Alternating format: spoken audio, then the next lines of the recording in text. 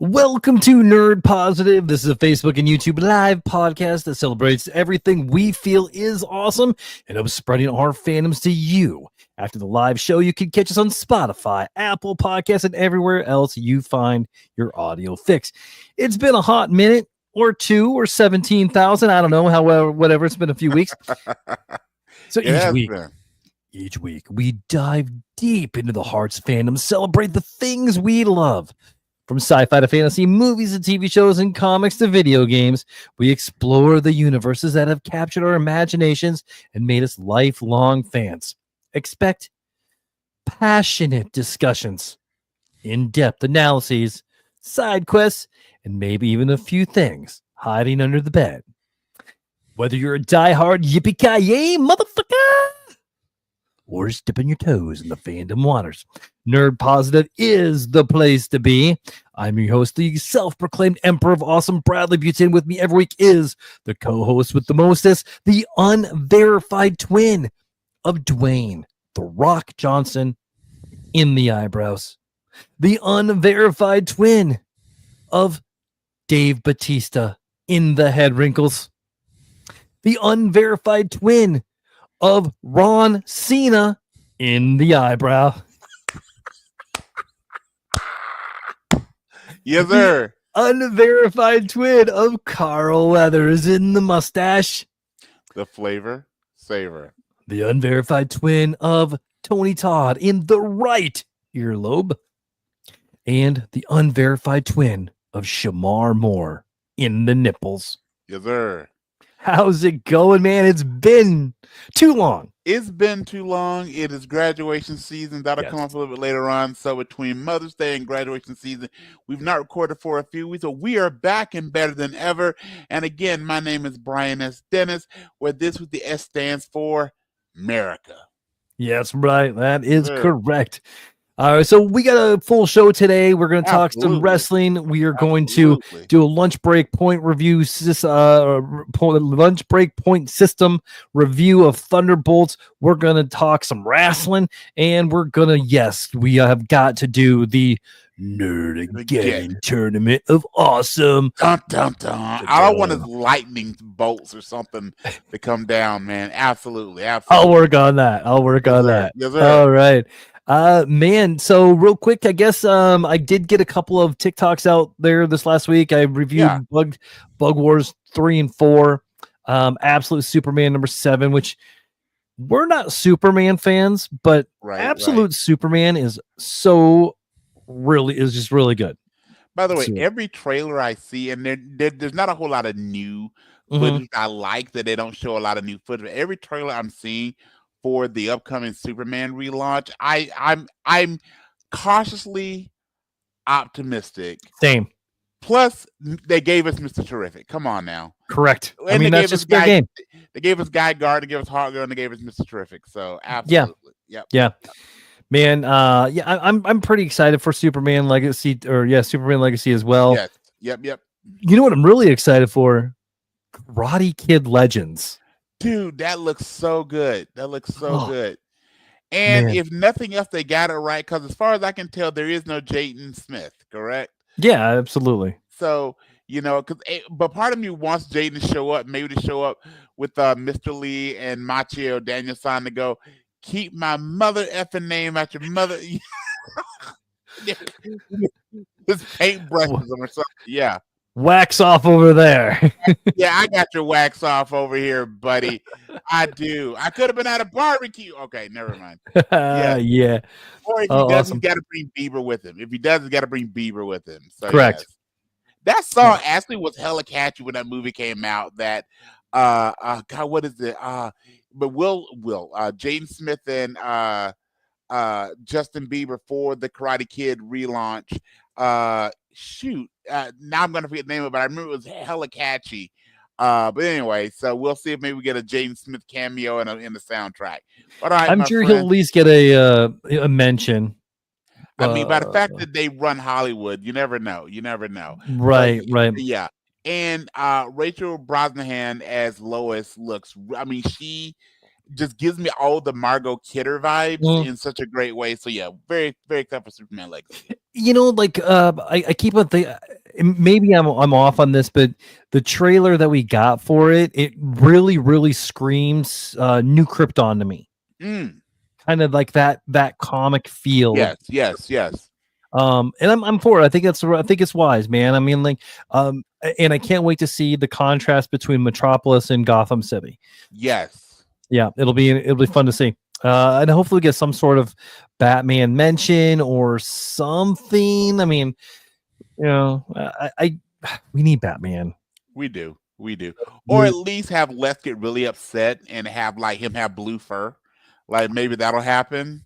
Or maybe he'll be a zombie that, becomes I'm sorry. I just can't. All right. Anyway, but yeah, it looks good. There were quite a few trailers when I just saw Thunderbolts the other day. Mm-hmm. There are quite a few trailers that I'm excited about. Obviously, Superman Legacy, but Tron Ares looks amazing.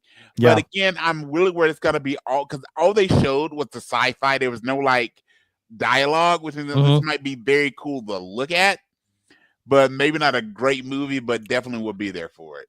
Yeah, and we'll I'll talk some movies when we get into our favorites of the week because some are let's go ahead and get in there. What do you got for your favorites, man? Well, I just spent some time catching up. So, Accountant 2 was fantastic. I know we have talked by a text about Sinners, but if you've not seen Sinners, go see Sinners, and then we're gonna unpack our Thunderbolts here in a minute. But as far as television, Last of Us has just been. I personally like Last of Us season 2 better than season 1. I really love season 1, but I think Last of Us season 2, that scene with Joel, even though you knew it was coming, that still was such a gut punch. And I love the shift they've made with Dina and Ellie. And tonight, as we're recording, tonight is actually the season finale of season 2, which is really sad because there's only 7 episodes. It seems so short. And then, I don't know, have you been watching Murderbot? I have not. Like I said, I know I need to I need to watch Murderbot and I need to watch Fountain of Youth. I need to catch up on Fountain of Youth as well. I probably will be watching it tomorrow. But Murderbot, the first, so they've got 3 episodes that have been released. The first 2 came out the same day. Alexander Skarsgård plays Murderbot. It really screams a lot of iRobot as far as his characterization of Murderbot. But it's done, I think, really well. Has an extremely good cast, has a good job of it's similar to an Apple TV show. It has some drops of comedy in an overarching dramatic show. I think the episodes are a little short. They're basically 27 minutes long. So short episodes, you can definitely get through them quickly. The first 2 had me hooked. I'm going to watch episode 3 here very soon. But Murderbot, at least based on the first 2 episodes, is definitely worth a watch, my friend. Awesome. I will definitely check it out. I've been really the only show that I can really think that I've been watching. We've been catching up on Chicago Fire. Okay. And in Criminal Minds. Well, I'm getting back into Criminal Minds. I was about halfway through the last season, so we're almost through that now. And then the new season is up right now, and the Criminal Minds pretty good. It's one of my favorites. Then, dude, I've been playing some Elder Scrolls Oblivion. Nice. Which great. And then comics, man. I've been hitting the comics pretty hard lately. Yeah. Oh, dude, Bug Wars. I don't know if you've read any of Bug Wars, no. But dude, it's R-rated Honey, I Shrunk the Kids, pretty much. That's my selling pitch right there, dude. First off, we need that movie. Oh, yeah. We need the R-rated Honey, I Shrunk the Kids. Well, I think we maybe got that, and it was called Herogasm. But yes. But yeah, and those boys know what they're talking about. Oh, wow. An R-rated Honey, I Shrunk the Kids. The mind just goes in all the wonderful places there. Okay, that's Bug Wars. All right. Yeah, so Bug Wars is so this kid who lost his dad years ago, they end up moving him back into the house where they last had their dad. He finds his amulet and shrinks him down. And this is right after his brother his older brother decided to like stomp on all of his bugs and shit like that, and was mowing the yard. This is going to be a big part. So he gets taken to the yard, and there's like the ant centurions and freaking the beetle riders and spider witches and monarch butterfly prostitutes. Yeah, I mean, like, wait, monarch butterfly prostitute. Yeah, I guarantee you, when I was getting ready for our podcast tonight, that was not a sentence I thought I would hear. Was monarch butterfly prostitutes? Yes, sir. Yes, sir. Yeah. All right. And that's Bug Wars, man. So it's great. It's one of my favorite things I'm reading right now. And then I also got one of my biggest surprise comic book. It was Gwenpool #1. Nice. Super big. It made me chuckle. It made me laugh. It felt good for my heart. Okay. So it was good, definitely good. And then movies, man. Lilo and Stitch is shit. Is it? Okay. Man, I can't get over it. I'm gonna spoil this for you, man. That's fine.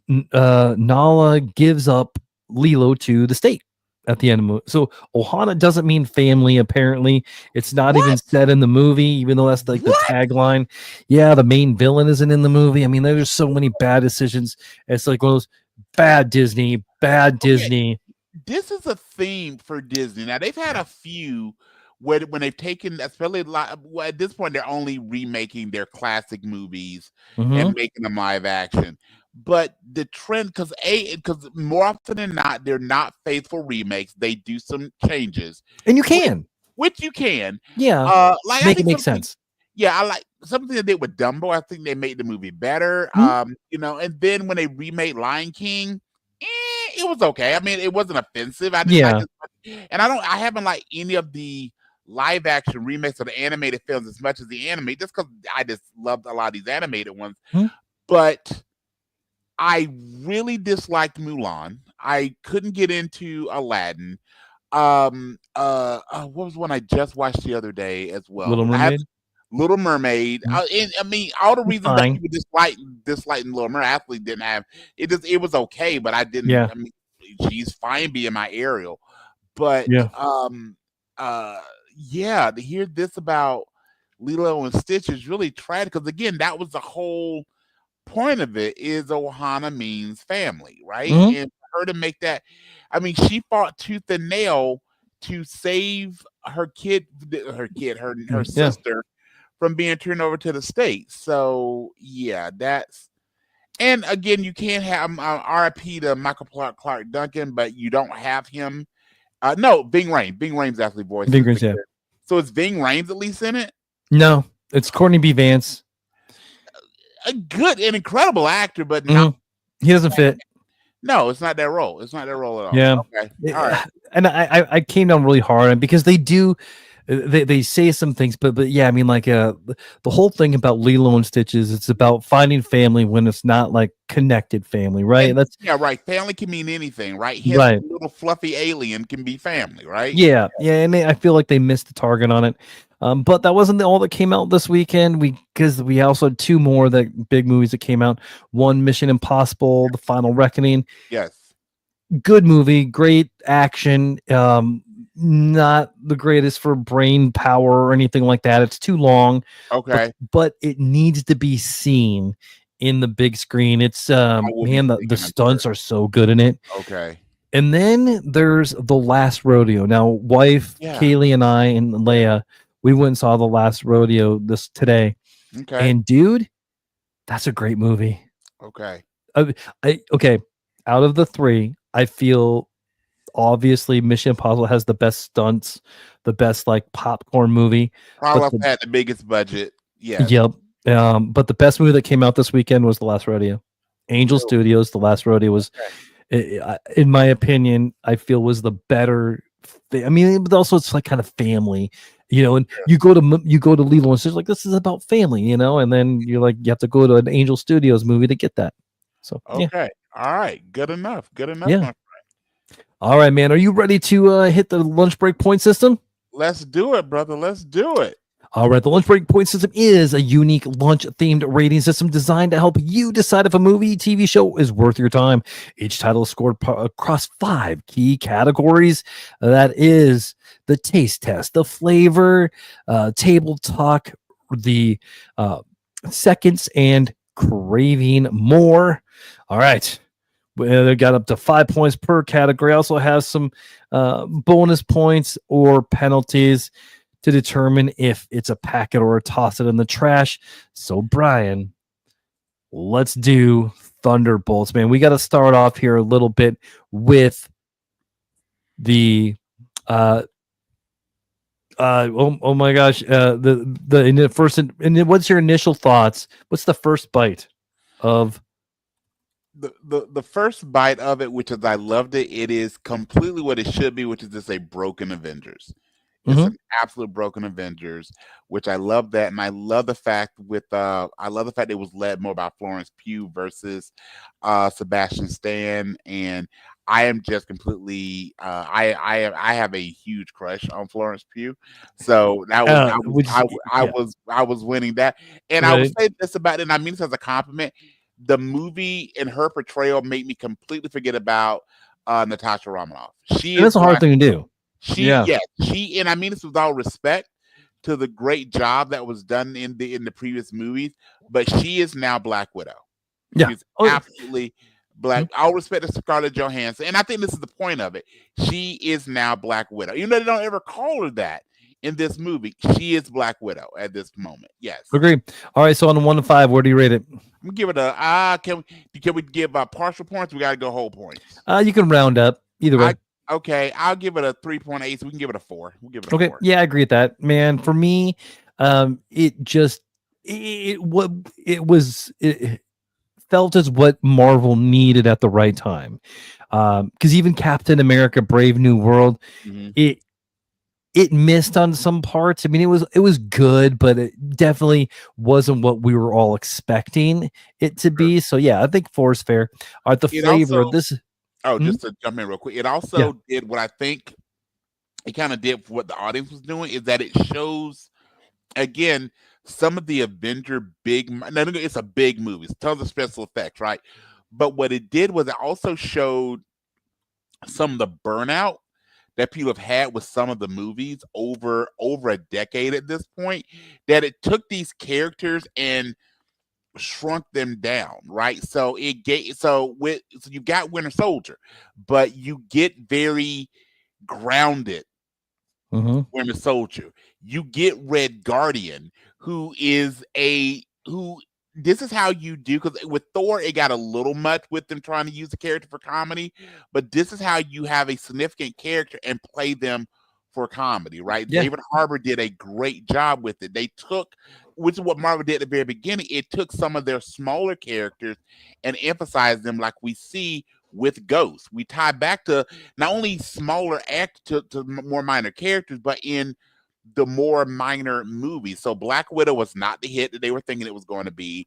The Ant-Man, when it came out, Ant-Man and the Wasp, was the sequel to a smaller of their franchises, which honestly, taking out the third one, Ant-Man and Wasp are really good movies. And even Taskmaster. So they did a great job with that. So I like the fact that they kind of did this. My last thought on this real quick before we get to it is, there's some characters within the Marvel universe that are just really hard to pull off, because these are characters that are really built for comics. And how do you make that in any way a grounded way? And I think we're seeing 2 great examples how you do that in the Marvel universe. One upcoming for what we're going to see with first steps with the Fantastic Four and how they're handling Galactus. And how they handle Sentry. Sentry is one of my favorite characters, but Sentry is also on this character. It is extremely hard to do in a movie, kind of like Thor. Well, how are you going to put Thor in a movie? Thor's a god. How they handle Bob in this, they won me with Bob. They absolutely won me with Bob. But go ahead there, sir. So yeah, man. And the thing I also really, really like about Thunderbolts is they were able to tell this amazing story about mental health and how important it is. So important. And, and how that you could pick it up and and you didn't even know it. Like, right, Yes, it was so included into the story, nothing absolutely, felt forced in it. And absolutely. so yeah, absolutely. So what's the flavor, the overall of the entire movie? What do you think? 1 to 5. I'm again gonna give this. I'll give this a. Ooh, I'm going between 3 and a 4.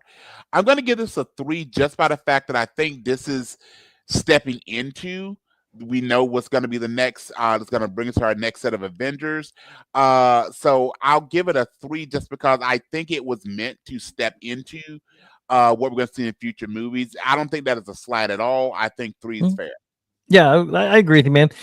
Yeah, because there are a lot of these lesser known people that are now the new Avengers. Yes. So yeah, I agree with you, man. What And it about the also buzz? plays into, just real quick, when they came out with the new Avengers comics, though, there are Mhm, people that really didn't like that as well because it was felt like it didn't live up to the history when you had the new Avengers. So I actually like the fact that they actually put that in this of towards the end of you saw them instead of the Avengers of the B Avengers, like all of that. Like there is some of that within the history of Marvel when you've changed the core group of the Avengers, when you change the core group of the X-Men of fans not really liking that, and I think they leaned into this with how they interplayed the Thunderbolts, which is completely not. And I love how they played with the name, by the way. mhm, How they turned the Thunderbolts again to the new with the world of comics. New Avengers kind of a sliding term, mhm. so they're not the Avengers. They're the new. They're not even the Avengers. They're the new Avengers, kind of like new Coke, right? So you don't even get to really own it. Here you go. So yes, sir. Right, right, and it's gonna go away pretty quick, Yes, yes, like exactly, exactly. yeah, absolutely. I agree with you, man. New Avengers is yeah, they brought it in to have beef with the with Sam's Avengers, which Yes. I mean, really, what's his team gonna look like? It'll be cool to see, but we probably won't see that until Doomsday. That's what I agree with you there. But again, just the fact of that piece of it and the new, because again, when looking at the line, and this is a completely different lineup, but when you look at the team that became the new Avengers after the fall of the Avengers, it was Spider-Man, Wolverine, Luke Cage, Warbird, aka Captain Marvel, and the Thing. And that, while you look at that, especially if you think about, you have Spider-Man and Wolverine leading a team, that comic never quite got the, because you have two very solo characters you wedge together. And think about it, Peter Parker and Logan, you cannot two very diametrically Mhm. opposed characters, and you made them into a team. So it was like, let's put these names in this and took off. So I like the fact that they kind of played with the mistakes they made when they had a comic called the New Avengers and it wasn't successful. Let's not put together the Thunderbolts, call them the New Avengers to play off that backlash a little bit. So I loved it. I just, as a comic geek in me, I love that they were called the New Avengers. There is a brand new ongoing that is titled Spider-Man and Wolverine. Ah, Just okay. came out. I think it Yeah. just came out like last week or the week Okay. before that. Okay. Yeah, I Yeah. haven't picked it up yet, but I will. Next, this is the I just want to tabletop. have. I just want Logan to give Peter Parker the talk. Like when he sees Peter's dating Mary Jane, like, hey, let me, hey, bub, Right. What is it? What does that thing shoot? let me learn. Like, Yeah, let me learn you something, there, partner. All right, right. bro. Okay, all right. Next up, Oh man. All right. What about tabletop? This is the buzz factor. Do you think the buzz factor is right on? Do you think everything outside about Thunderbolts is right on? A lot of people talking about it. I think so. I think so. And again, it did what it's supposed to do, was get people thinking about the next arc of the MCU. Again, building the Doomsday with exactly what they should have done. And as we talk towards more the details of the plot, it did what honestly they have not been successful at doing with most of the MCU movies lately, is give you something that you're really excited to see in that Easter egg, in that additional scene, which is in the first one, and they did a great job of the first one. They kind of played a little bit for comedy. The second one is really what we want to see, and they did a great job there. All right, man. I agree with you, man. What are you rating it? 1 through 5. I'm gonna give it a. I'll give it a 3, almost a 4. And I think that's fair. I think if everything is 4s and 5s, then what are 4s and 5? I'm giving it a 3. I really liked it. It's made a ton of money, as it Mhm. should. And also, they were smart to release it at the early part of the summer movie season to get away from some of the bigger names, especially when you've got Fantastic Four and Superman coming out later this year. Go for it, sir. What do you All think? right, man. Next is seconds, please. So second helpings. This is the rewatchability of it. Are you going to watch it again? And do you feel like it's easy to rewatch, or is it just kind of like, one and done? It's I've definitely seen it. I don't need to know more. it's definitely a rewatch. It did take them a little bit of time to get going with the momentum of it. As far as when they're in the Ox plan and they're really forming the team, but it's also a Marvel team. I'm looking at the runtime here. It's just a hair over 2 hours. And you look at how Marvel typically has origin stories and team ups, they use drifting a little bit closer to 3.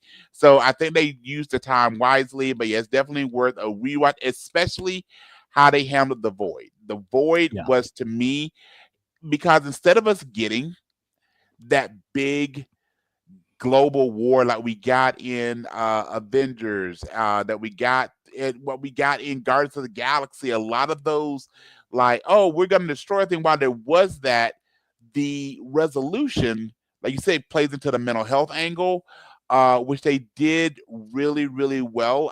This and Moon Knight, I think, did a really good job of talking about mental health. So good job out of Marvel. All right, man. What are you giving it? Again, 1 to 5 scale, correct? Yep, 1 to 5. I'm gonna give it a. I want to give it a 3 with the asterisk, kind of like the name of the movie. I want to give it a 3 with an asterisk, and we should check it out. And by the way, they gave us Wendell Pierce in it, which I love me some Wendell Pierce. So that by itself was fantastic. I'm gonna give it a strong 3 with an asterisk. All right, man. So this next one is craving more. Do you want to see more out of Marvel? More properties, more from the Thunderbolts or New Avengers, and just overall, just the Marvel. How much? Absolutely. I'm actually really intrigued. When you look at the core Avengers, look at Guardians, look at what we're going to see with Fantastic Four, they really, really, really have me excited for more of this and more Florence Pugh. Please, pretty please, please, and thank you. But yes, in all truthfulness, yeah, I'm very excited for it. I just hope, and I don't think they will, I just hope they don't give us any type of Black Widow, Winter Soldier love story. I just really hope they don't give us that. I don't think they will, but that's my only caution. They'll give us that. And I was a little bummed on how they treated Taskmaster. I was kind of excited. That was kind of a bumming, especially because of how that would probably be my biggest criticism of the movie. How Yelena took what happened. Not to give a spoiler, but how Taskmaster was very quickly treated in the film. I would have liked to see more emotional response from her with that, basically based on the history with Dreykov's daughter, but we didn't get that. But of all the things, that's my complaint. That's pretty minor. All right, man. So what are you giving it? 3, 1, 2, 3, 4, 5. I give it a 4 for rewatchability. I give it a 4. For craving more. So for the craving more. Yeah, I give it a 4. All right, so that gives us 17 out of 25 points. Now, can you give it any bonus points? Can you give it for anything? And I agree to everything that you said. Any bonus points for perhaps like Oscar-worthy acting, iconic scenes, comedy gold? Is something that is there movie fog? Is there anything in there that you feel that 17 is just a little bit too low? Something exactly that you want to call out that is just awesome enough to raise it up? I think there are 3 things that really struck out. Ooh, all right, man. 3. So one is, after they lose the initial fight with Sentry and they've broken apart, when the Void, the physical person of the Void, and how they did a great job of showing each one of the Thunderbolts saving someone and really becoming heroes, because they're not. They're not heroes at all, right? So, and that's the biggest difference. The Avengers was taking heroes and making them a team. Here we're taking criminals, and it's still one from Yelena, losers, and making them heroes. Then maybe they become a team. And how they handle each one of them, with U.S. Agent, with Ghost, with Yelena, with Red Guardian, and that one scene where Red Guardian, spoiler alert, where he goes to save the little girl, and the little girl's gone. That was fantastic. That had me in the movie. How they handled how they handled with the in the void, and ocular perspiration when Yelena is on Bob's back and she goes, "You're not alone. I'm here." That was fantastic. And then, of course, that ending scene when we see the ship in space and we see the number. Those three things should definitely give it bonus points to me. All right, so I'm going to give you 3 bonus points. So it's going to be 20 to 25. Is there any penalties that you want to call out before we finalize the points? Not really worth the penalty. Is just again how they treated Taskmaster. I love Val as the new sort of kinda big bad. So we kind of have an evil Nick Fury. Yeah. I kind of like that. I really kind of digging that. And again, I'll be curious if we get to see the female Silver Surfer in future things as well. So, but no, nothing to take any points back from it. All right, 25 points. And so it is time, Brian, for You Wanna Wrestle? You Wanna Wrestle?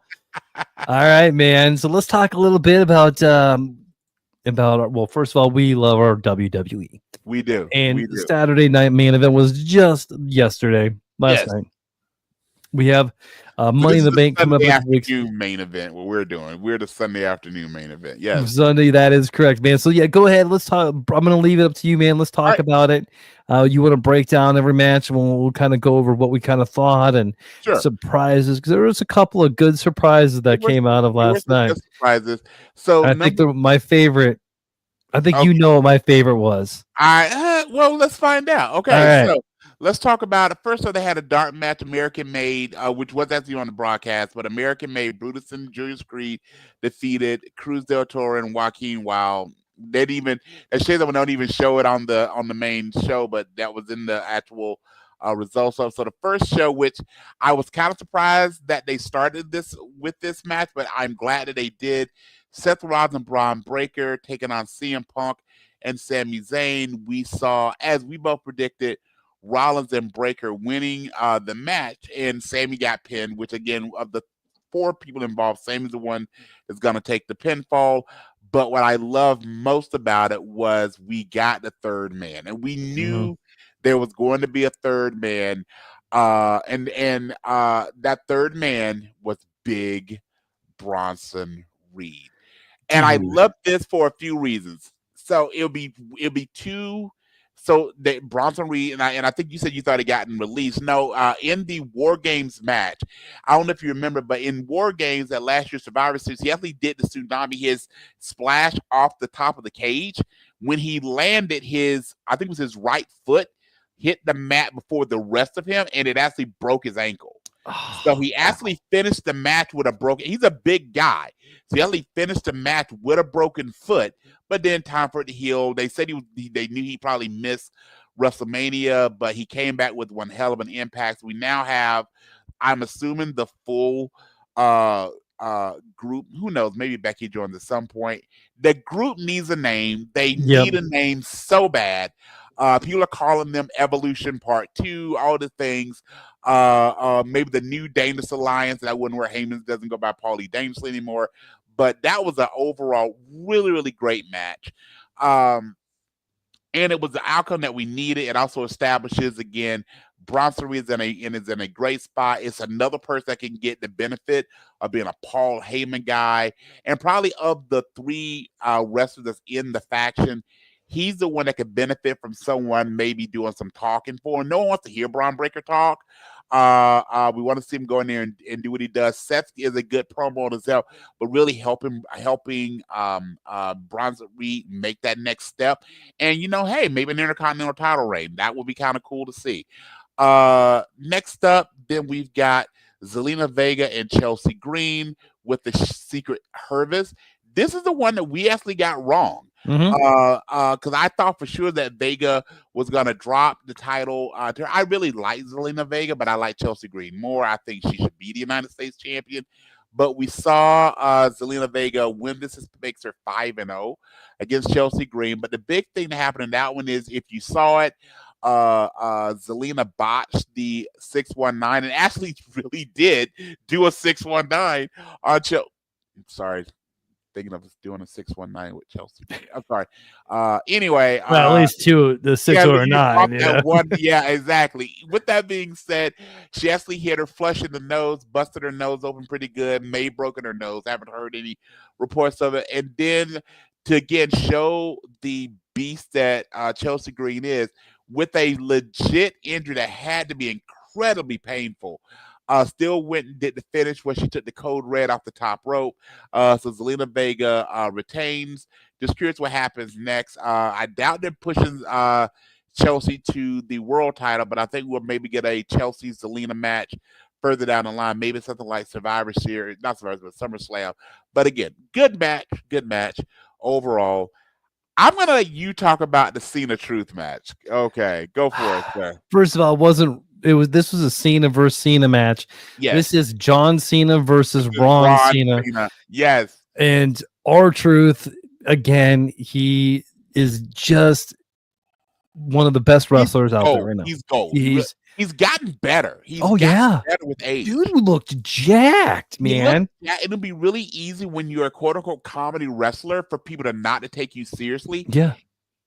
People root for him so authentically and he's not just silly. Like he throws things that are actually really intelligent in parts, whether it's, going into the women's Royal Rumble, where the guy's at, tagging himself in a Royal Rumble match, counting the 2 count of his own match that people kick out is just fantastic. And of course, even though he's, I think, 5 years older, his childhood hero, John Cena. Cena, yeah, man. And it was a good match. It was obviously a quick match. We knew it was going to be a quick match. As it should have been. Yep. And there was just this little sliver of hope in my heart that really, really was thinking, like, you know what? We're gonna give Ron Cena the belt for one day, and he would lose it right away. Yes. It didn't happen. Yes, I know.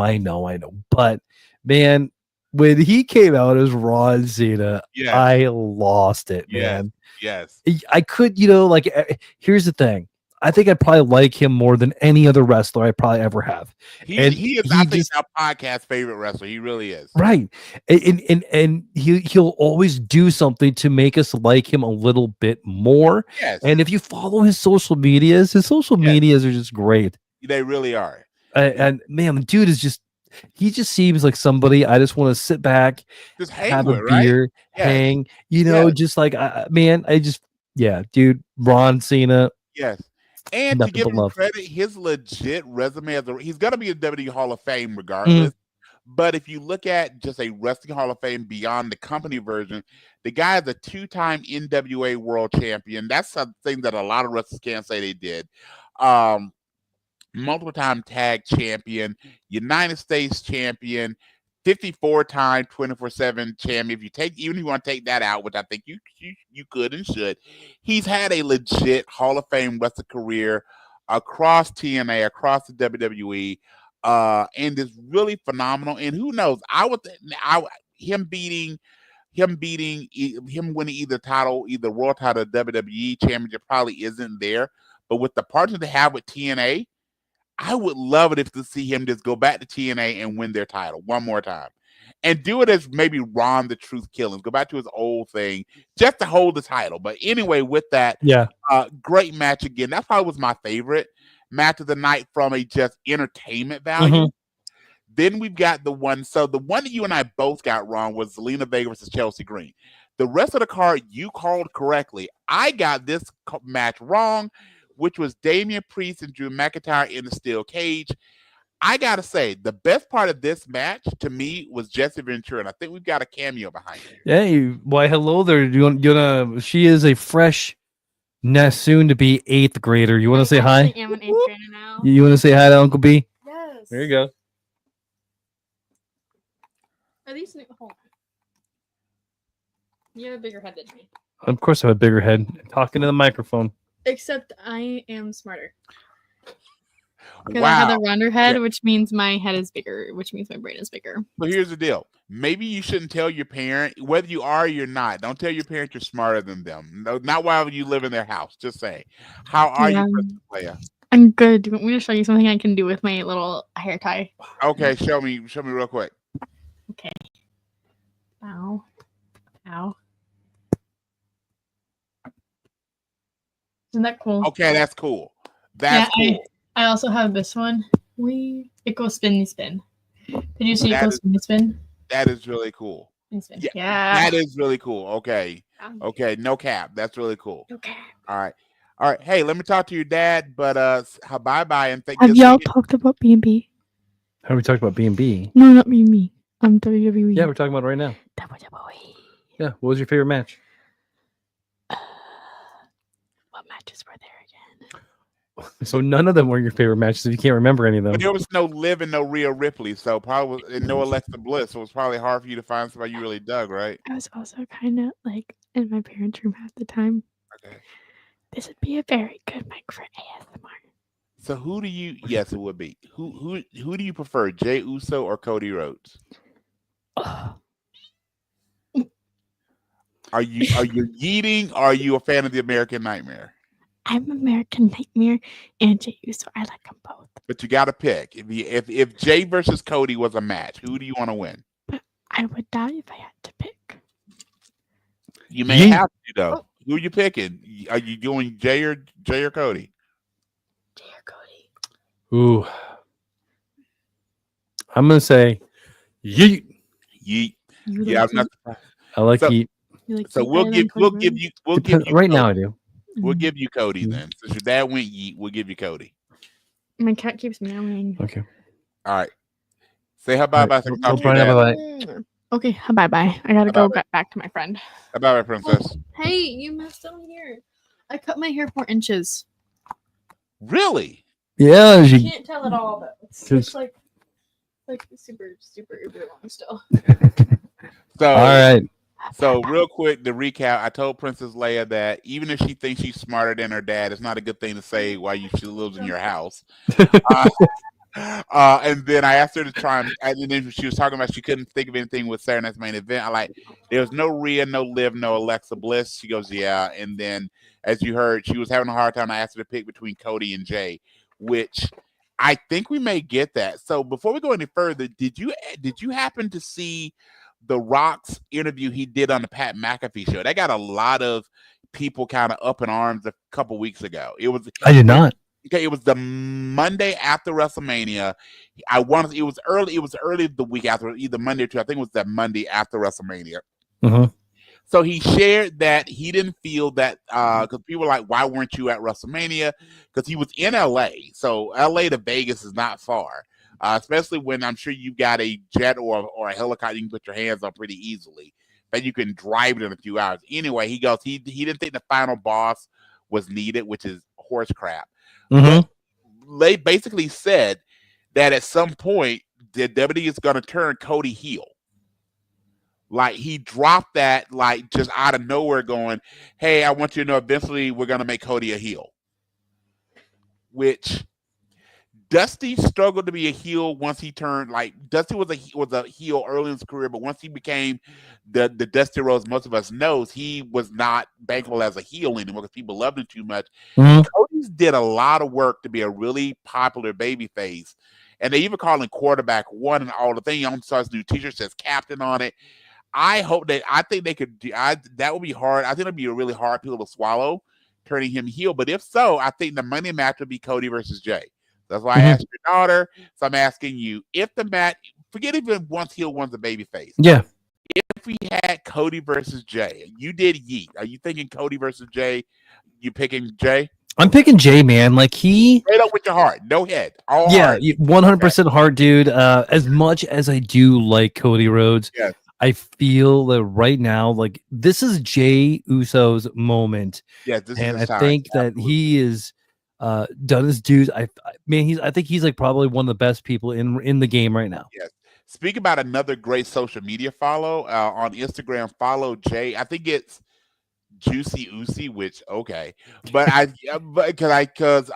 he is a great follow as well because a lot of his is him with his son, especially during the summer months where his son travels with him. A really good follow as well. A really good follow as well.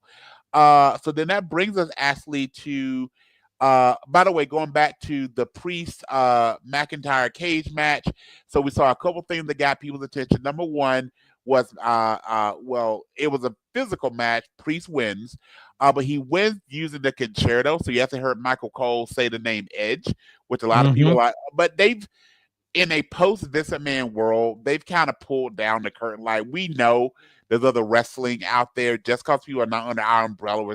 And by the way, the name Edge is way better than Cope any day of the week. So why not? But also, which I love Jesse Ventura's commentary.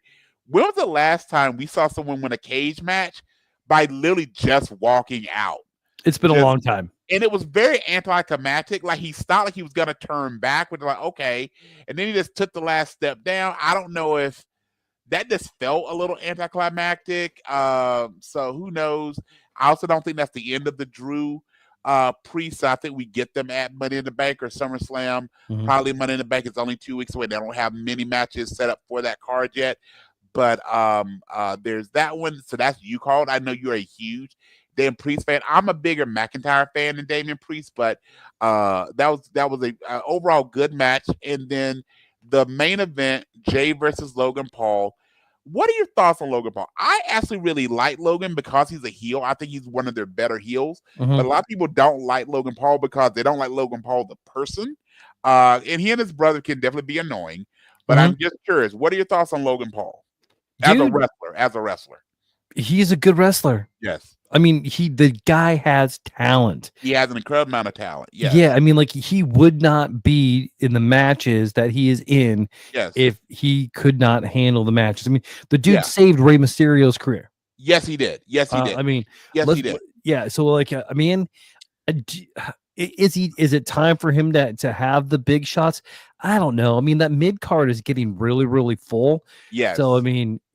And there's the other thing of, I mean, he is one of the few wrestlers that's a heel, because in a world that most fans understand that it's a work and they don't try and keep the kayfabe anymore.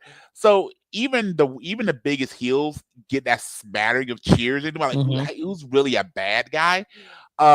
Dominic was that way for a while, but I think Dominic has become so lovable. Like at some point you go like, okay, we really like. Plus, again, the guy's been paid to be with Rhea Ripley, Liv Morgan. They had that fun thing he did with Tiffany Stratton, Roxanne Perez, and if you've seen Dom's real wife, like you might be the luckiest son of a gun on the planet. And he says with chicken tenders, a man after my own heart. But people authentically boo Logan Paul, and that's hard to do. That's hard to be an authentic heel. He strikes me so much like Rick Rude.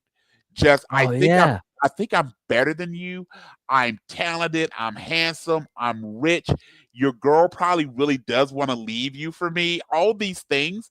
And he's just authentically good in the ring. He's authentic, and I've not seen him have a bad match. And he's wrestled Roman, he's wrestled Seth, he's wrestled Ricochet, he wrestled Jay, he's had Rey Mysterio, he's had LA Knight, he's had some really good matches against really good people and a variety of types of styles. So I really like him. So in this match with Jey Uso for the world title, no shocking. I don't think any of us expected Logan to win that match, but it was a good overall match. And of course, we got the big deal of out comes not Ron Cena, but John Cena to ruin wrestling again. And of course, that is saved by the return of QB1, the captain, the American Nightmare, Cody Rhodes. The end of the match, obviously, was the announcement that at Money in the Bank, we're going to see Cody and Jay taking on Cena and Logan Paul. So what are your thoughts on that one? Man, good ending. It was a great ending for a pay-per-view that they're going to heavily push in the next 2 weeks. Yes. Any predictions, and I'm just going to check real quick before we move on. Any predictions when it comes to Money in the Bank? I don't even know. They've only had a few people athlete in the matches. Yes, so they've got to fill up both of those cards. Really, I mean, they'll run it for the next 2 weeks. But I'm just curious, looking at Money in the Bank, see who's actually qualified for the match. So for the men's Money in the Bank match, only Solo Sikoa and LA Knight have qualified. So there's 4 to be determined. For the women's Money in the Bank, we actually have 4 who have qualified: Alexa Bliss, Roxanne Perez, Rhea Ripley, Julia, and there's 2 more. So real quick, so for the men's Money in the Bank, I'll just ask you this way. So pick Solo, LA Knight, or the Field. So one of the 4. So who do you think wins? Solo, Sikoa, LA Knight, or one of the 4 that's not been determined? One of the 4.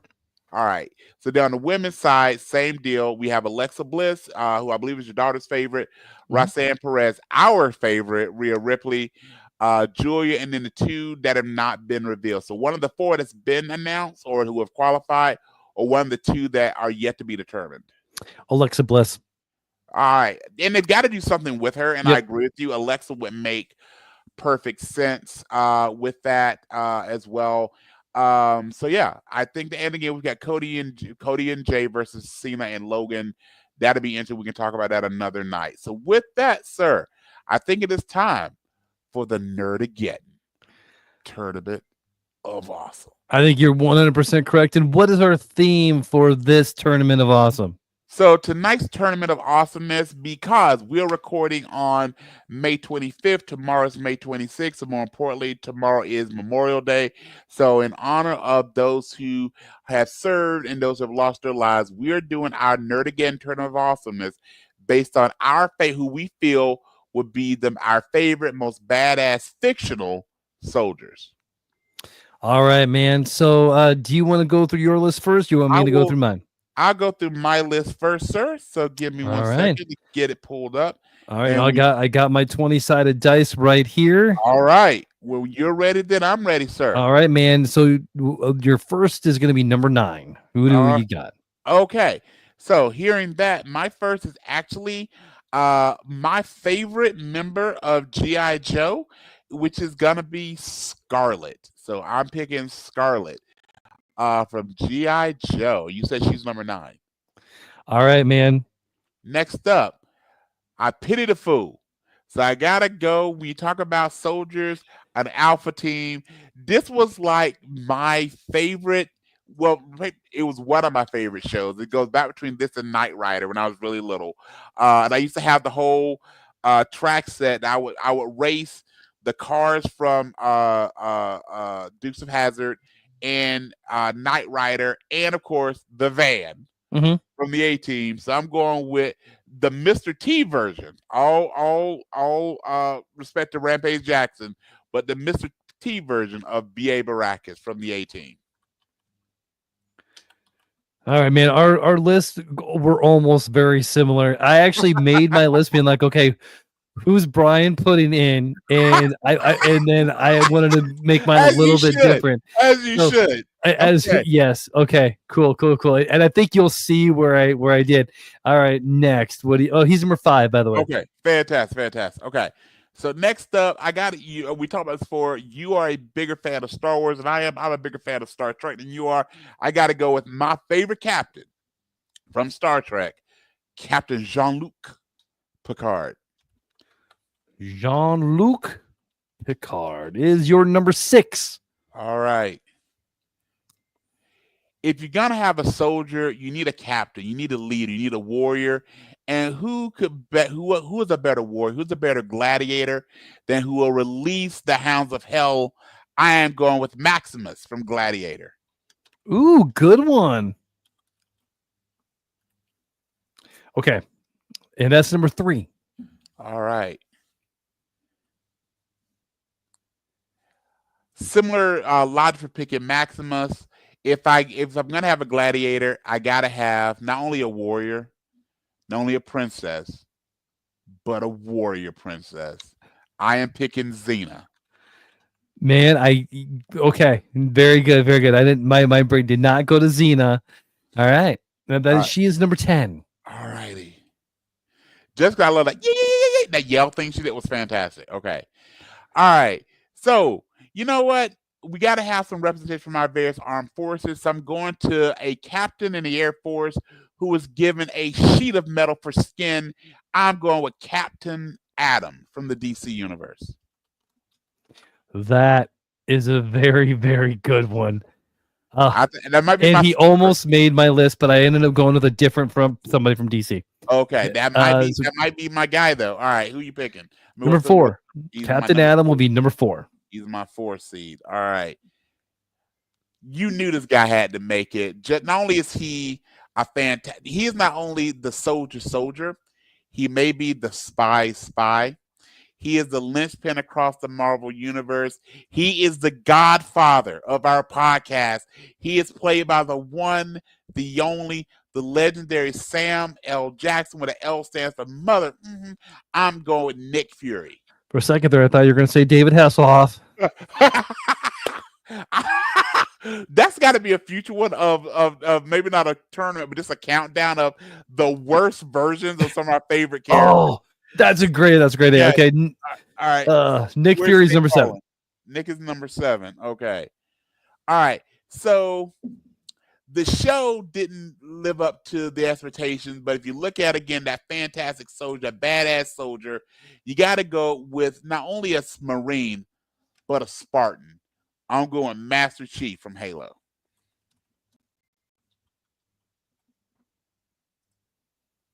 No, that's their number 1. All right. I'm pulling my absolute favorite character from video games. He, again, is a warrior. He also is a Spartan, but of another kind. I'm going from the God of War series, Kratos. All righty. And so you have number 2 and number 8 left. Okay. Oh, number 2 is going to be Kratos. All right. So that's going to be a tough one, too. Yes. So then number 8, he's at the top because, again, you can't have a list of soldiers without having the super soldier.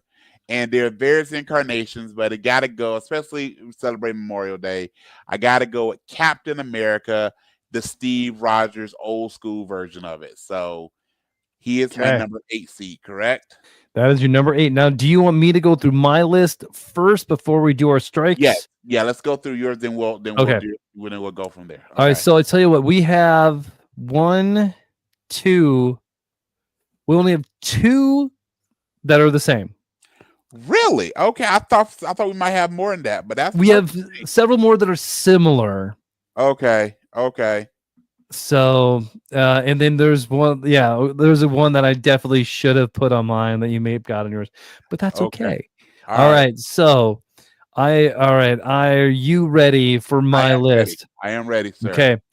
You know what? I'm gonna start this off. I got to get my number 1 out of the way because this is Memorial Day. Yeah, it was your last one to say. My first one to say Captain America, Steve Rogers. Okay, and he is going to be your number 4. Number 4, Captain Atom and Captain America. All right.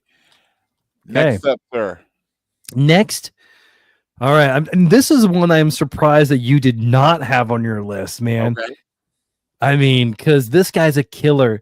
This guy's got a Bowie knife. He's got a little green medallion necklace. I'm talking about John Rambo. Mm-hmm.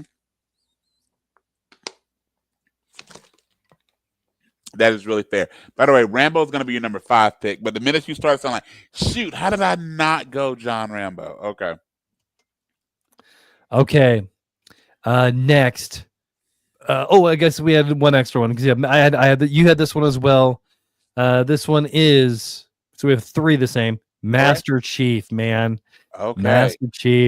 Master Chief from Halo is your number 1 pick. That's your number 1 as well.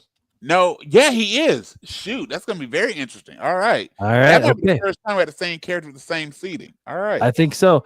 Now, this one here, I'm actually pretty proud of myself for because it's not like me that I'm pretty good at working my Star Wars into everything. Sure. But there's many years of this war was fought. The Clone Wars was fought, and where Jedi had to take these roles as generals. I knew it. So here we go. I got to get Anakin Skywalker. I knew it. General Skywalker. That actually, why you say that actually is why Picard made my list. I go, Brass gotta pull a Jedi from Clone Wars. I figured it would be Anakin. And so I go, I'm pulling Kirk. I mean, I'm pulling Picard. So we were in each other's heads here. All right. By the way, here's your number 7. Number 7 is Skywalker. Okay. Next, another one that you had that I had. You can't get a good list about fictional soldiers without having the soldier of soldiers. Yes. Nick Fury. Yes, sir. He's got one eye that's covered, but it's always on you. And he is number 9. He is your number 9. Number 9. He was my 7. He's your 9. All righty. Okay. This is another one that I thought. Okay, so I broke my own rule for this one because I was like, okay, I didn't want to have more than one person per world. Yes. But then I'm like, after I got to thinking about Nick Fury, I had to have him on the list. There's another soldier in Marvel that is kind of hard to kill here, dude. Frank Castle, the Punisher. Oh, yes. I kind of want a Frank Castle Kratos fight. Dude. Especially if you controlled, you took away magic. So so you got Castle with his actual automatic weapons, but Kratos with his fury and the blades, even without magic, the blades are a bitch to deal with. Yeah. Ooh, that would be an interesting fight. That'd be Punisher is getting a new ongoing Red Band comic. So he's getting an R-rated comic book starting in August. Nice. Oh, by the way, because I meant to text you this after I saw Account 2, which again was really good. So John Bernthal, who plays both Braxton and Frank Castle, do you know who his wife's uncle is? No. Kurt Angle. What? He is married to Kurt Angle's niece. That's freaking awesome. Mm-hmm. Huh. I don't know what made me find it, but I was looking at something about it, and it talked about how he's married to, and I'm going to forget her name now, but yes, his niece is his wife is Kurt Angle's niece. So that's awesome. Yeah, so maybe who knows? Maybe we'll get a Kurt Angle spotting sometime in a future Daredevil episode. He'd be great as like the Kingpin's muscle. That would. The hair, everything. All right, okay. Next up, and I don't know. Did I tell you where? No. Castle Fall. He's number 10. He's your number 10 seed. Number 10 is Punisher. Okay, next. So I went from Marvel. Now I got to go over to DC, and so DC. There was the one I should have got to Captain Atom because he's pretty darn near Superman. But I went to someone who's a better fighter. He is known for a blade and guns and an eye patch because you got an eye patch in Marvel. You got to have an eye patch in DC. Slade Wilson, Deathstroke. This is the guy that Batman cannot defeat hand to hand. The best fighter in DC Comics. Absolutely. That is the only thing that's unfortunate with the reboot. I think James Gunn's reboot is going to work out better for them, but we didn't get the Deathstroke. That was the only thing I was really excited for. By the way, I've been rewatching both Peacemaker and Burn Notice. They're both fantastic. Peacemaker just and I think Peacemaker comes out again. I think I saw the new trailer for it is October. But if you want a really good rewatch as well, just rewatching Burn Notice. I mean, it's just fantastic. The fact that Burn Notice has not been renewed or there's a new Burn Notice coming out, correct? Man, disappointing. Did you know that the actor plays Fiona? She is 60 years old. What? She was in her late 40s when Burn Notice was out. Dang. To give you a hint, to give you some perspective, the first movie I saw her in is Scent of a Woman. Scent of a Woman. Yes. So her doing a tango with Al Pacino. That was so. You have her and of course Robin. And did you know? Then we'll move back. So did you know who when they were making the first sequel to Batman, so Batman Returns, they were actually going to introduce Robin in that movie, but they changed. Do you know who was going to be Robin in Batman Returns? And this has been widely publicized. Oh, wasn't it one of the Wayans? Marlon Wayans. Marlon Wayans. Yeah. He said he found out. There's a documentary on Apple TV called First on the Call Sheet, and he said he found out when they released the poster, and he had seen the mock of the poster with Robin obviously in the poster, and he saw, and it's the bat, the cat, and the bird, and there's no Robin. And then he called his agent, and his agent goes, they've cut, they're not, because it's for filming, but they were talking about, and they go, yeah, they're not gonna do Robin. Wow. The original thing was they're gonna bring Robin to the next movie. Well, of course, the next movie is Chris O'Donnell as Robin. So that was just very interesting. So I'm curious how Marlon Wayans would have done as Robin. But yes, it would have been interesting for sure. Yes. All right, sir. So we've got Deathstroke Higgins, your number 3. Number 3 for Deathstroke. And we all want a Slade Wilson, Wade Wilson fight at some point. We of course get it, but we do want that. Go for it, sir. So next, you hit the G.I. Joe universe. I had to hit the G.I. Joe universe. Fair. All right, and so my G.I. Joe. I thought about Scarlet. I thought about Baroness. I thought about Cobra Commander. I thought Baroness. I wasn't sure Baroness was technically a soldier, so that's why I didn't go with Baroness. But go ahead. But she's a Joe. She's a Joe now. True. With that being said, I also am a big fan of WWE. Oh, okay. So I went to Sergeant Slaughter. Yep. Slaughter was. I mean, if I had 11 picks, Slaughter would have been there. So he's your number 2, Sergeant Slaughter. All right. Slaughter is my number 2. Okay. Next, I just want him to ride the ATV that he rides in the Joe cartoons down like at his Hall of Fame ceremony. He probably would have done it often and ran over somebody, but that'd have been great to see Sergeant Slaughter riding that big ass ATV. All right, yeah, would have. All right, man. Next, man. Got 6 and 8 available. You have 6 and 8.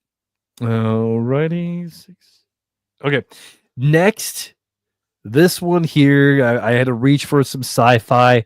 I wanted to get a badass military woman in here who is not shy about slaying the aliens. We gotta get Ripley in here, dude. Gotta get Ripley. Oh my gosh, I'm so glad she made the list. I'm sorry she's not on mine, but that is fan. So we're going Ripley or Ripley's clone, or it really doesn't matter. Sigourney. Yeah, we'll just call Ripley. We'll say Lieutenant Ripley. That's fair. Ripley that might be a sleeper. Ripley's pretty badass. That might be a tough out. All right, sir. Number 8. Oh, by the way, number 8. She's your number 6. You have number 8 available. Okay, so she's number 6. Okay. Yep. That means my number 8 is he's bigger and he's more than meets the eye. Optimus Prime. I had to get in here, so my Optimus Prime. I didn't even think about the world of Transformers. Shoot, I kind of if he doesn't get struck, that might be a tough out. That might be the winner right there. That might be the one. So I'm putting all the bad juju. It's that I roll an 8. So let's do our strikes now. So, all right, man. So now we each are gonna roll the dice twice. We're gonna strike 2 of our own. Yes. All right, Brian, what's your first strike? All righty, so let's see here. While you're going to do that, I'm going to go over your list. Number 1 is Master Chief, 2 Kratos, 3 Maximus Decimus Meridius, Captain Adam is number 4, B.A. Baracus, Jean-Luc Picard, Nick Fury, Captain America, Steve Rogers, Scarlet from G.I. Joe, and Xena, the Warrior Princess. Out of those, is there any that you want to keep? I really want to keep Kratos. And I really want to keep Captain Adam. I think those would be the 2 that could probably go the deepest in here. And then just out of just sheer affinity, of course, you want to keep Nick Fury. But if I look at matchups, I think Kratos and Captain Adam are my 2 strongest. Are you rolling your strikes or am I rolling your strikes? I am rolling my strikes. All right, you roll your strikes. I rolled a 5. So that is going to strike B.A. Baracus, which I can live with. Okay. Again, so... Next, one more list. So we're striking BA, and then the next one is my number 6, which is Captain Jean-Luc Picard. All right. So you're losing out on some. You're gonna lose out on a lot of leadership. Yes, but if you go straight on, if we were doing power base on these, they're both humans. They're both humans. And versus again, Optimus freaking Prime sitting over there. Okay, that was a good choice. I got to give you flowers on that one. Okay, so roll for your strikes. I'll give you your list. Now we go from 1 to 10. Master Chief from Halo, Sergeant Slaughter from G.I. Joe and the WWE. We've got Slade Wilson, who is Deathstroke, Captain America Steve Rogers, John Rambo. Okay, we've got Ripley. That's good, man. Thank you. Real quick, my mom was a huge Stallone fan, so literally she used to make me do the Stallone impression. That is an ode to my mom. All right, we've got Ripley from Alien, Anakin Scott. Talk about another tough out. We got Anakin Skywalker from Star Wars, Optimus Prime, who's your number 8, Nick Fury number 9, and then Frank Castle, aka the Punisher, sitting in at your number 10 spot. Any ones you really don't want to lose? I mean, I really don't want to lose Optimus Prime and Skywalker. I'm hoping for 8. I can maybe live with Skywalker. I'm hoping for you got to roll an 8. You got to roll an 8, man. All right, sir, let's do it. All right, so I just rolled a 10. So I got 10, so I am going to be losing Punisher. Yes. That's it. And that one is a pretty big loss. And I've rolled 3 10s in a row. All right. Next. 8. A 2. A 2. So I am losing my G.I. Joe. I'm losing Sergeant Slaughter. So with that being said, now we get to go down our list and go for who's going to win out of each side of our brackets. All right, my friend. I will go first. So this would be 1v2, correct? Yep. So you're going to be Master Chief. I know you don't have to have any reasons for these prelims. It's just going to go your number 1, number 2. Who are you going to keep? Who are you going to let go? So this is going to be Master Chief or Kratos. Who's going to advance? Who's not going to go? You got the military genius of Master Chief, and he's got some pretty cool moves and some invulnerability. He's a pretty tough guy. But then you got Kratos, the God Killer, man. So the God Killer, and at some points the literal God of War. And he's also just, a bad dad. So with that being said, I'm taking Kratos over Master Chief. All right, man. I think that is definitely wise. Yes. All right. Now, then we got 3v. Yep. So it's going to be Maximus from Gladiator versus Captain Atom. As much as I love me some Maximus, he at least went out getting a little bit. So Maximus is out. Captain Atom absolutely is going to take out Maximus. Yeah, that was an easy one. The Captain Atom is absolutely going to make it pretty far. I would be surprised if he is not in your finals. So 5 and 6 to both out. That'd be 7v8. Yep, Nick Fury versus Captain America. As it should be. As it should be. Marvel and Marvel. Oh, okay. So here's the deal. I'm gonna eliminate Captain America. I think somehow Nick Fury will pull it out. I think he would outsmart Cap. So all right. Fair enough, man. Okay. That leaves you with Scarlet from G.I. Joe against the Warrior Princess Xena. That's a tough one too. I'm out watching that fight, actually. All right. That's right. We're gonna take out Scarlet. There's no way she's in a straight up fight, even with weapons. There's no way she's being a warrior princess. So Xena's going through. All right. Now it's my turn. Yes, sir. So your 2 is out with Slaughter. So it'll be Master Chief versus Deathstroke. That's a tough one. That is gonna be a tough one. All right. So you gotta have the Space Marine really against the most deadliest fighter in all of DC. With the healing power as well. I'm going to go on Deathstroke on this one, man. Okay. I think Deathstroke is very, very underrated. I think Deathstroke. Yes. Man, and he's such a good character, dude. So good. All right. Who's first, Deathstroke or Deadpool? Deathstroke. Okay. Yep. Okay. All right. So then we go. All right. So we had 1v3. Now you got 4v5. Okay, here's the deal. You got basically the same person. One got counseling, and the other one didn't. So you got Steve Rogers versus John Rambo. Okay, so we got Stallone versus versus Steve Rogers again. How you doing this? So this is a tough one because It is. Rambo is going to go for blood. Rambo will straight up slit your throat ear to ear, man. Yes. Captain America is going to go, a little bit lighter, but Captain America's got the super serum there, and he's got the shield. So I have to go with Captain America on this one. So Chris Evans over Stallone. That's fair. That's fair. right. Yep. By the way, and his shield is not a taco. That line by U.S. Agent made me howl in Thunderbolts. He turned my shield to a taco. All right, okay. So now we've got Ripley versus Anakin Skywalker. All right, sir. This is going to be an easy one. Skywalker all the way. Okay. I know Ripley's got some tricks up her sleeve, but I don't think she is. Maybe a different Jedi. Maybe Obi-Wan Kenobi I could see how she could get over, or maybe even Yoda. But Anakin Skywalker, man, he's not afraid to go for it.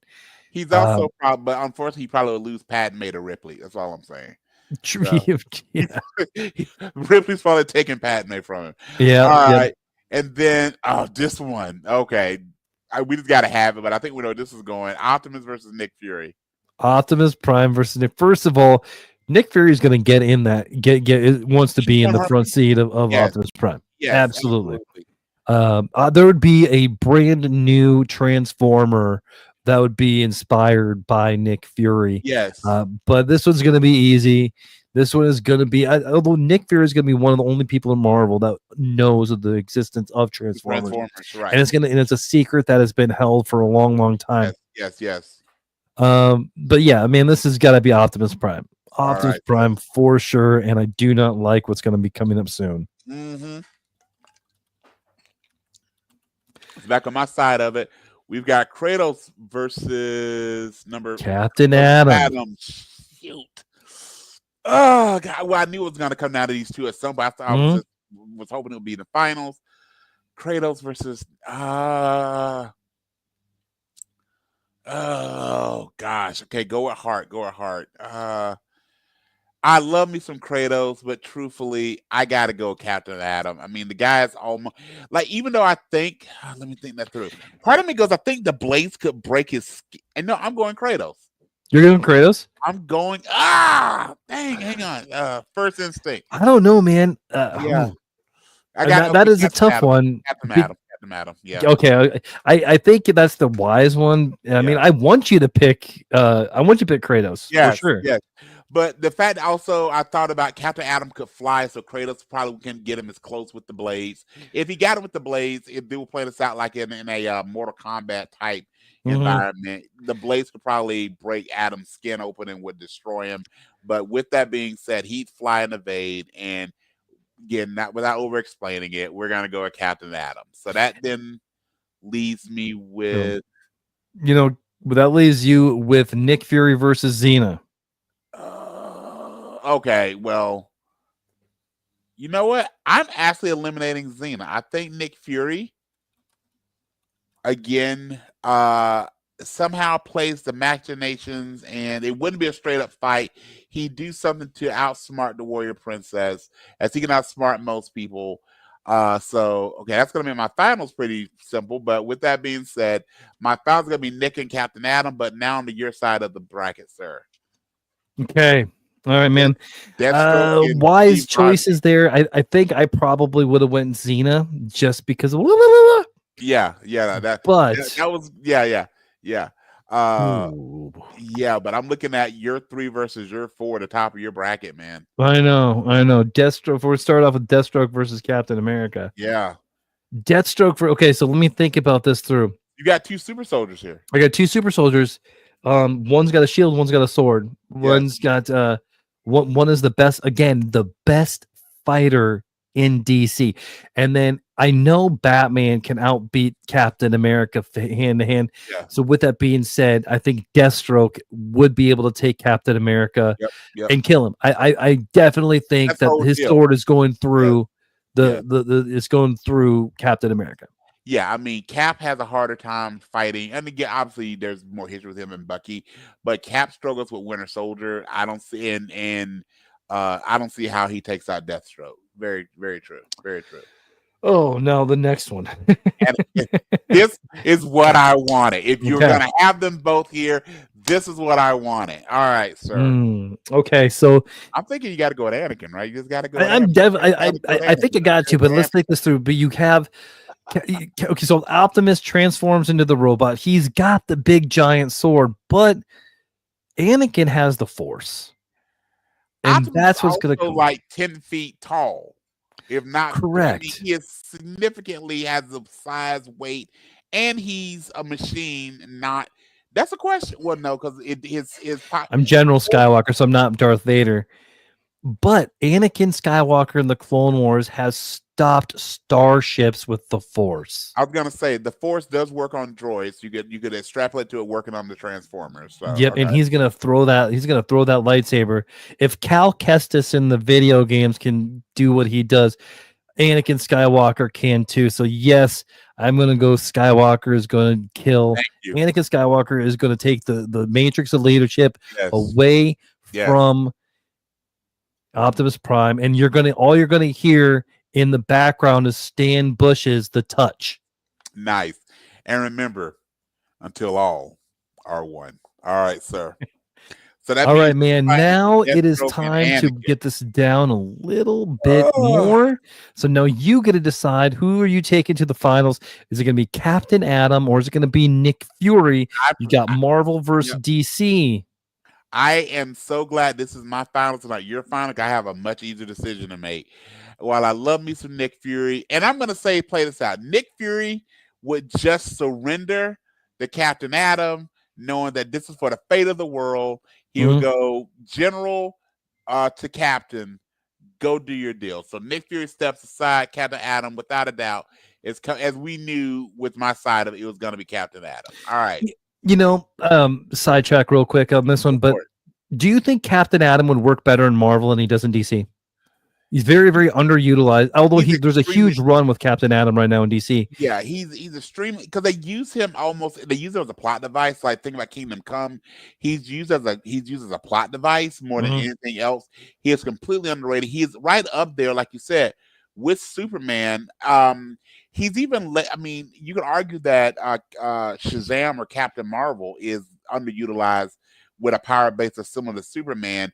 Captain Atom is right there as well. So he is completely underutilized. I think you did put him in the MCU. I think that fits better.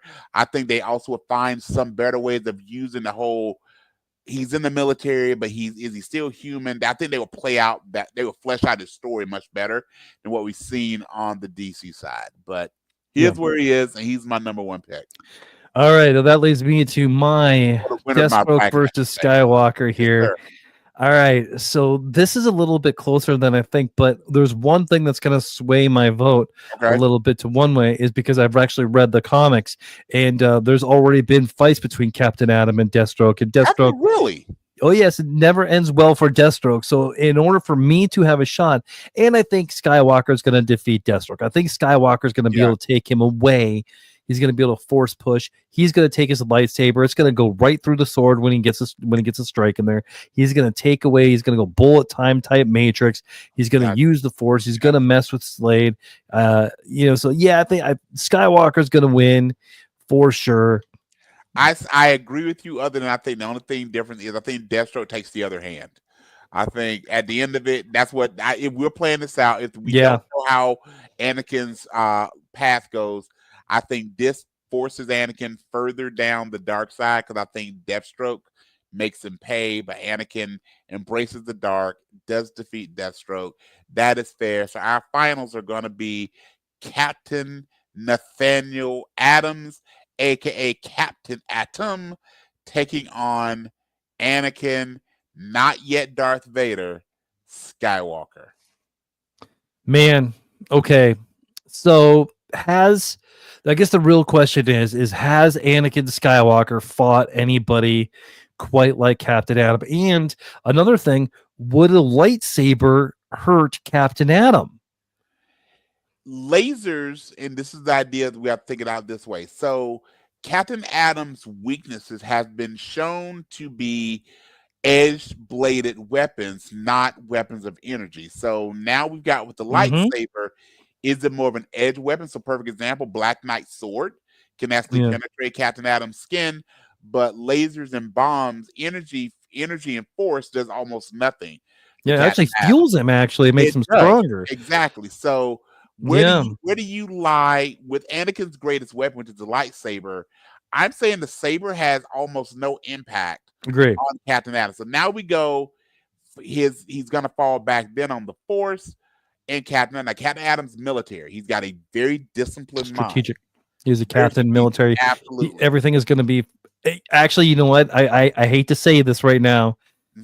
Because he was military before, because Captain Adam is from the Air Force, he is always going to have the high ground. Nice. Nice. Oh, I just defeated myself. Nice. Not to mention, he can literally fly. Yes. He can yes. fly. Yes. All right. So, yes, you heard it on Nerd Positive. Yes. Brian and I. Are you in agreement with me that Captain Adam would defeat Anakin Skywalker? It would be a great fight. I'm in agreement. And again, I think this again further pushes him, especially because he's gonna probably burn the hell out of Anakin. This is gonna push him further to the dark side. So Captain Adam wins this week's Nerdageddon Tournament of Awesome. I think I would have had a better shot with Optimus Prime. I was saying Anakin because I just didn't want you to pick Optimus. Yeah. I was really thinking Optimus versus Captain Adam. I probably would have went with Optimus, but I'm glad you went with Anakin.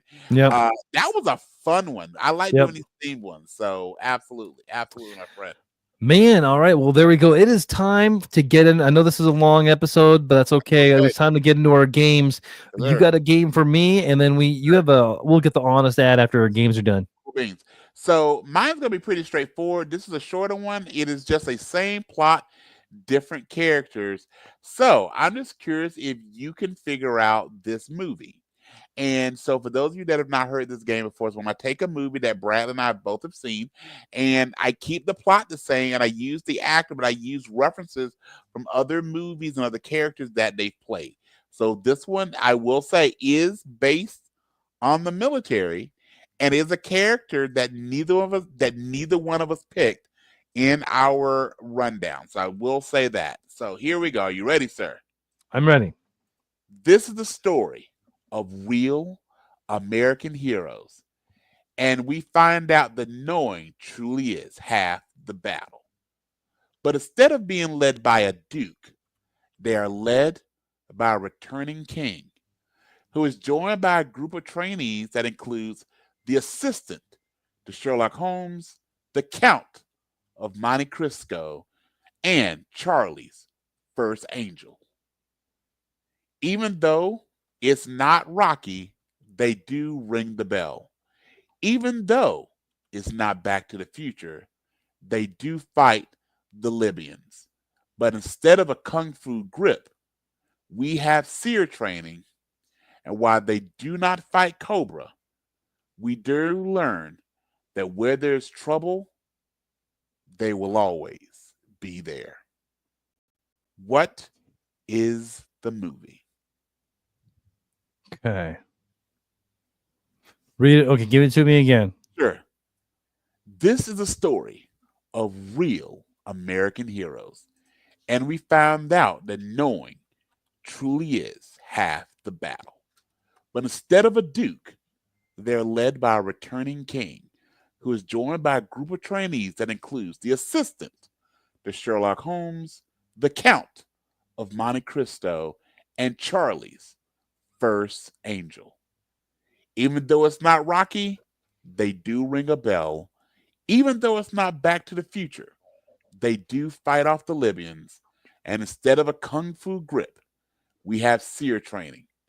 And while they do not fight Cobra, we do learn that whenever there's trouble, they will always be there. Like the really dramatic voice. I worked hard on that. I like it. Man, I am stumped on this one. All right. One more time. Yes, sir. This is a story of real American heroes. And we find out that knowing truly is half the battle. Instead of a duke, They're led by a returning king who is joined by a group of trainees, which includes the assistant to Sherlock Holmes, the Count of Monte Cristo, and Charlie's first angel. Even though it's not Rocky, they do ring a bell. Even though it's not Back to the Future, they do fight off the Libyans. And instead of a kung fu grip, we have seer training. And while they do not fight Cobra, we learn that wherever there is trouble, there will always be there. I'm surprised you've not gotten this. Man, this one's got me. I'm getting the Jude Law. I'm getting the Christian Bale. No Jude Law, no Christian Bale. Oh my gosh! Okay, so then I'm off, man. All right, give it to me. I'm gonna throw in the towel on this one. It is G.I. Jane. Oh, so instead of being led by a Duke, they're led by a returning king. So they're led by Viggo Mortensen, who played Aragorn in the movie. Lord of the Rings. King, joined by the trainee, so the assistant Sherlock Holmes, that is Morris Chestnut, who plays Watson, the show. Okay. Monte Cristo, that stars Jim Caviezel. Jim Caviezel, yep. And Charlie's First Angel, if you're based on Charlie's Angel Full Throttle, that was played by Demi Moore. And then the rest of it is just they ring the bell similar to Rocky. Right. They fight off the Libyans again, even though it's not Back to the Future, and they have the seer training for the Marines as well. So that was good. That was good. All right. Well done. I don't normally stump you on these. I'm feeling good about this one. All right, man. All right. Well, so this time I'm going to go into my cinematic misdirection. Ooh, okay. All right. So here's how it is. I'm going to take a well-known film and completely rewrite the synopsis, but with a twist. The movie is now described as if it belongs to a completely different genre. A heartwarming romance might be a terrifying horror story. An action-packed blockbuster could be a heartfelt musical, and a beloved animated classic might be reimagined as a gritty crime thriller. All right, Brian. So you must use your movie knowledge to decipher the clues, sift through the deception, and correctly guess the film hiding behind the genre swap. Along the way, I do have 3 hints for each one. I'll give you 1 point for every one that you get. And if you want a hint, I'll give it to you. All right. Are you ready for the first one? Let's do the damn thing, sir. Okay. Here's the synopsis. A lonely linguist finds herself entangled in a complex long-distance relationship with someone who doesn't even speak her language. As she deciphers each cryptic message, the connection deepens. But time itself may be the biggest obstacle to love. The Notebook. No. I will give you because you gave me a wrong answer, I'm going to give you a hint. Okay. The movie came out in 2016. Oh, okay. Okay. Read it to me again. So you got a talented linguist. Okay. A lonely linguist finds herself entangled in a complex long-distance relationship with someone who doesn't even speak her language. As she deciphers each cryptic message, the connection deepens. But time itself may be the biggest obstacle to love. 2016. You want another hint? Yes, this is good. All right. Stars Charlie Sheen. In 2016? In 2016. 9 years. Movie. Yeah. God, I didn't know Charlie was making movies in 2016.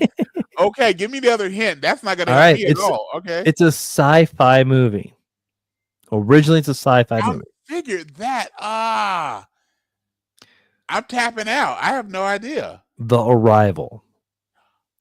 That came out that late? That came out in 2016. Yep, In The Arrival. Head, that was like a 2009 time. Yeah. Wow. Okay. That was well done. Well done. Okay. Well done. Okay. All right. Next. Are you ready? Yes, sir. After a heated demotion, a stubborn yet lovable Southern cook starts a pop-up kitchen in a mobile unit, but instead of customers, he finds himself mentoring a ragtag group of young delinquents with messy pasts. Together, they serve up more than just meals. They find meaning, flavor, and family. Okay, I want to go. These are movies or TV shows? It's a movie. This is a movie. Yeah, because I was going to The Bear. Okay. Okay, so pop up. This is really good. Damn, you got me this week. I'm not gonna lie. Okay. Pop up food ragtag. One hint? Yeah. It's again another movie from 2016. Okay. What was that in 2016? I just watched the movie. I know you've seen this movie. I know you've seen this movie. Okay, hit me again. Hit me with the second I clue. will say every one of these movies that for the answers will be military based. Okay. Next. Okay. Andrew Garfield is in it.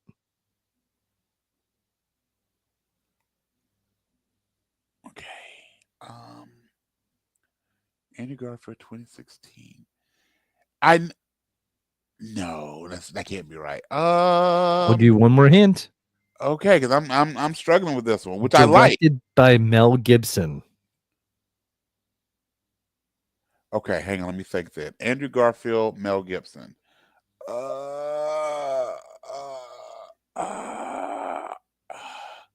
Can read the synopsis one more time for me, sir?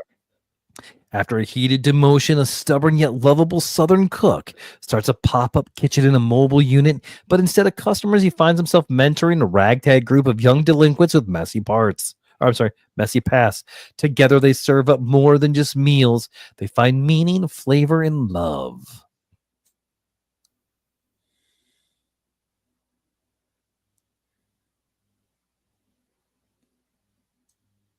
Wait, no. Is it Hacksaw Ridge? It is Hacksaw Ridge. Good job. Good job. Okay. All right. Nice job. All right, next. Because that's why I head kept going like that can't be right, but nice job. Okay. When a magical gateway opens in the middle of a desert, a group of enchanted knights from Earth are transported to a realm of gods, monsters, and ancient curses. With only their courage and limited spell knowledge, they must navigate political intrigue and interdimensional war. My head take me to Stargate. Is that it? Dude, you got it. Okay. 1994 with stars Kurt Russell. I might go watch that tonight because that is such a good movie. Stargate is one of those really good franchises that transitions so well from the movie to the on-screen, to the small screen. So absolutely. So yes. All right. I got two more. All right. Next, in a world teetering on the edge of destruction, a quiet man with a troubled past investigates the disappearance of a brilliant young soldier. As he navigates through corrupt generals, secret documents, and buried trauma, the truth leads to one final impossible order. My head goes Saving Private Ryan. Dude, you got it. Yes. You got it. All right, last one. Such a great movie as well. Yep. A misfit teen gets caught in the ultimate senior prank when he's forced to spend a summer working for his eccentric uncle on a top secret desert project. But when he accidentally crashes a weird prototype aircraft, he becomes the most popular kid in town. It's not Flight of the Navigator, is it? This one is really tricky. It could be two of them. Yes, it's Flight of the Navigator or Top Gun. Okay. Yeah, I'll give that to you. I almost went to Iron Eagle too. I was like, speaking of another great wartime film, that was amazing. Yes, you betcha, man. All right, dude. Let's go ahead and give me the honest ad for the week. All right. So, given that we're recording this in honor of Memorial Day, I'm actually going to do my honest ad for Memorial Day. And by the way, thankfully you're still with us. But again, I appreciate the service that you and all of our veterans gave. So thank you so much. With that being said, for Memorial Day, this is my honest ad. We take time to remember those who have fallen, those who are gone, but never forgotten. Today we say thanks to all who served, whose courage and bravery must always be observed. We honor those who through duty answered the country's call with outpouring of gratitude, large and small. To the men and women from all walks of life, We appreciate you for making the ultimate sacrifice. Well, one day is not enough for all you chose to give. We raise our glasses to salute you from your friends at Nerd Positive. I love it, dude. Well done. All right, my buddy. All right, man. Who's your better than us human of the week? I got to give it to us. It's been a week and a day since my son Brendan graduated Iowa State University. It was extremely cool. I know you've got a similar graduation story, but I got to give it to my son. He's actually at work right now. Love you, buddy, so much. It was a cool thing. Friends and family got to watch him go across the stage. Dude, as he was crossing the stage, he dropped his flipping keys and had to go back to the beginning of the procession to grab his keys and then get his diploma. It was fantastic. It was great. Oh, that's awesome. But with that being said, Brendan love you to death, and congratulations. And he is my better than us human of the week. I'm going to follow suit and say mine is my college graduate as well. Kendall Morgan, love you to death. She is graduated from a Cornish College in Seattle, Washington. Hey. And you know what? I'm ready to see what kind of mark you make on this world, girl. Same. All right. So from two very proud dads to our kids, we love you very much, and congratulations. Absolutely. Yes. All right, man. Let's go ahead and close this on up. All right. Well, again, sir, you usually kick us off, but thank you, everybody, for joining us. I'll just jump right to it. Thank you, everybody, for surviving the pandemic and still testing Nerd Positive. As always, thank you for being part of the best part of our week. And please remember, no retreat, no surrender, and Goonies, never say die. Remember, friendship is like peeing on yourself. Everyone can see it, but only you get the warm feeling that it brings. Every time you feel stupid, you just got a little smarter. Squirrels' cheeks are their nutsacks. If dinosaurs evolved into chickens, then people who eat dino nuggets are really eating dino nuggets. And Brian, butterflies aren't what they used to be, you know. Caterpillars. Bye-bye. Bye-bye, folks.